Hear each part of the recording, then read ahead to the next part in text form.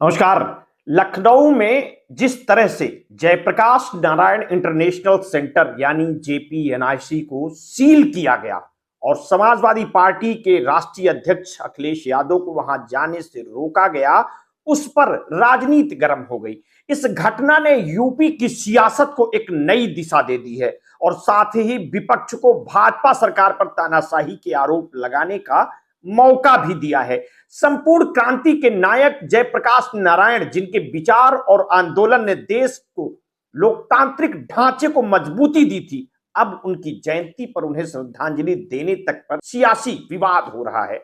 अखिलेश यादव की जयप्रकाश नारायण की जयंती पर जेपीएनआईसी में जाकर माल्यार्पण करने की परंपरा पिछले साल भी विवादों में रही, जब उन्होंने गेट फांद कर अंदर प्रवेश किया था। इस बार योगी सरकार ने पहले से ही सुरक्षा और अन्य इंतजाम किए ताकि अखिलेश यादव वहां ना पहुंच सके।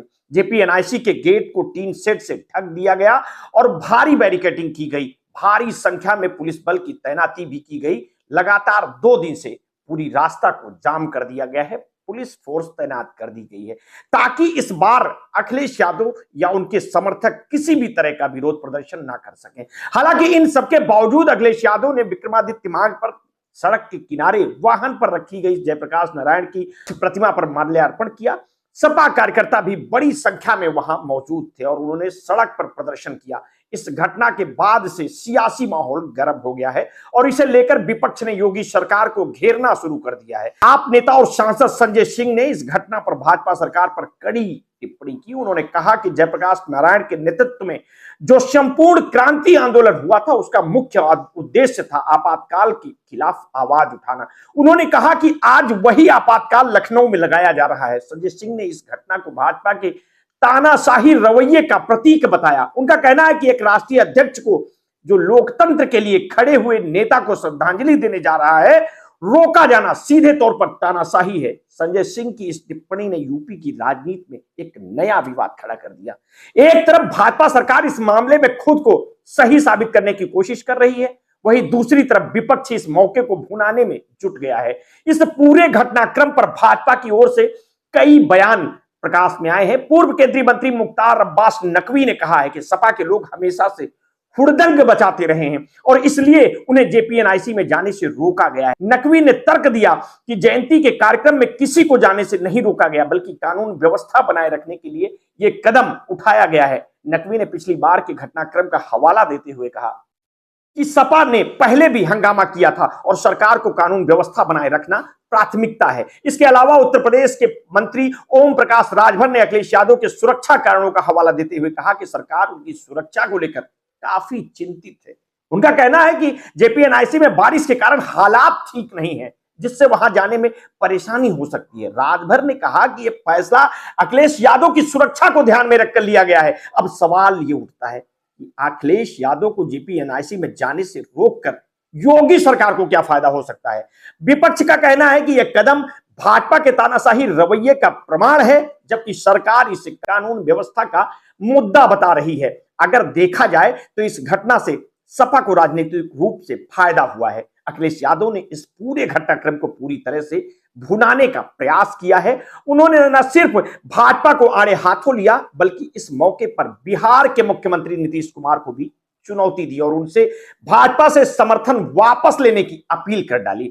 यह एक रणनीतिक चाल थी जिसमें अखिलेश यादव ने खुद को जेपी के आदर्शों के प्रति निष्ठावान दिखाने की कोशिश की और भाजपा पर हमला बोला। सोशल मीडिया और राष्ट्रीय मीडिया में भी यह घटना जमकर चर्चा का विषय बनी रही है। कई भाजपा समर्थकों को भी इस मामले पर असहज देखा गया है। अखिलेश यादव ने अपने समर्थकों के बीच खुद को लोकतंत्र का सच्चा रक्षक दिखाने की पूरी कोशिश की। उनके इस कदम ने सपा कार्यकर्ताओं में एक जोश भर दिया और एक बार फिर उन्हें जनता के बीच चर्चा का केंद्र बना दिया। जहां तक भाजपा का सवाल है तो इस घटनाक्रम से उसे नुकसान ही हो सकता है। जयप्रकाश नारायण जो आपातकाल के खिलाफ खड़े हुए थे और जिनका योगदान लोकतंत्र के लिए अमूल्य है, उनकी जयंती पर ऐसा कदम उठाना भाजपा को जेपी विरोधी के टैग से जोड़ा जा सकता है।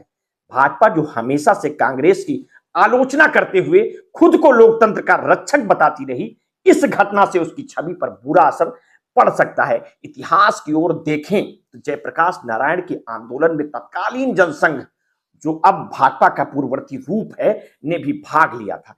मुलायम सिंह यादव, लालू प्रसाद यादव, नीतीश कुमार जैसे नेता इसी आंदोलन से निकलकर आए थे। ऐसे में भाजपा को जेपी के नाम पर अखिलेश को इस तरह से हीरो बनाने का मौका देना शायद एक रणनीतिक भूल हो सकती है।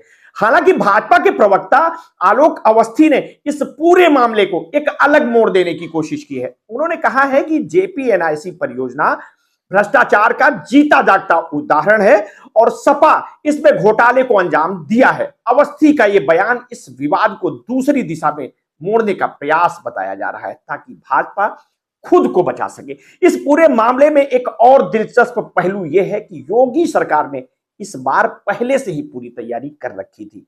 जेपीएनआईसी के गेट को टीन सेट से ढकना, भारी पुलिस बल की तैनाती और बैरिकेडिंग लगाना, ये सभी संकेत थे कि सरकार अखिलेश यादव को रोकने के लिए पूरी तरह से तैयार थी। लेकिन इस तैयारी के बावजूद सपा ने इस मौके को भुनाने में कोई कसर नहीं छोड़ी। अखिलेश ने सड़कों पर प्रदर्शन किया और इस पूरे घटनाक्रम को मीडिया में प्रमुखता से उठाया। पूरे घटनाक्रम का अंत यह साबित करता है कि राजनीतिक लड़ाई में किसने क्या खोया और क्या पाया। सपा को इस घटना से राजनीतिक लाभ हुआ है। अखिलेश यादव ने खुद को एक बार फिर जनता के सामने लोकतंत्र के रक्षक के रूप में पेश किया।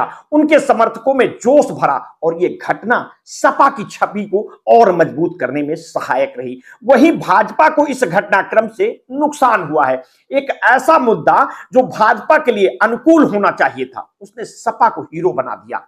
जयप्रकाश नारायण का नाम और उनके आदर्श भाजपा के लिए एक सकारात्मक धरोहर हो सकते थे, लेकिन योगी सरकार के इस कदम ने इसे सपा के पक्ष में मोड़ दिया। इस खबर को लेकर के आपकी क्या प्रतिक्रिया है? इस पूरे प्रकरण को आप किस तरह से देखते हैं?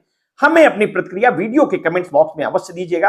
आपने अगर अभी तक हमारे इस चैनल को सब्सक्राइब नहीं किया है तो तत्काल कर लीजिए। बेल आइकन दबाना बिल्कुल ना भूलिए। अपने स्वास्थ्य के प्रति सचेत रहिए, सजग रहिए, अपना ध्यान रखिए। बहुत बहुत धन्यवाद।